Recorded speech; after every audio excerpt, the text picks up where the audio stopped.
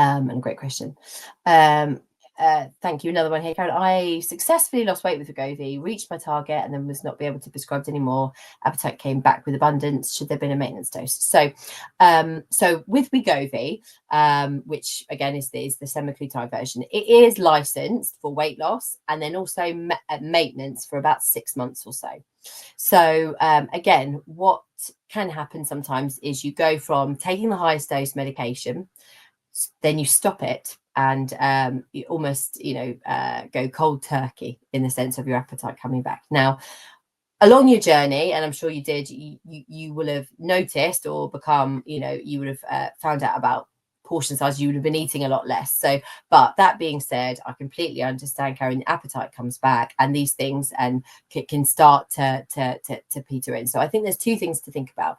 Number one is when you come to your target weight and where you want to go is to, again, talk to your doctor about how you're going to manage that. Maybe you would actually go down to a lower dose of the medication for a while just to kind of see how they go. But the thing that we tend to say to patients is obviously we're going to learn all the changes that hopefully that you will be able to continue and maintain after you've stopped the medication.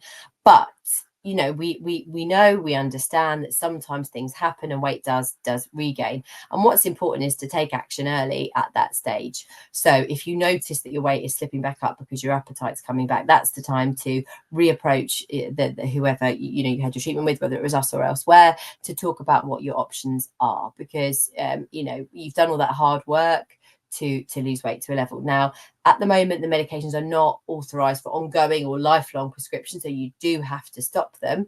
But how you stop them, whether you titrate the dose down first, all of those things, are very personal to each person, and again can be absolutely discussed when you get to that point. But it's again, we there's a fantastic database that's actually kept in America, but of patients who have lost a significant amount of weight and have kept it off. Now, actually, a lot of these patients didn't use medications because actually, when this database is spanned from, these medications are relatively new. But the common pattern, they survey these patients every year to find out what they're doing to help keep their weight on target.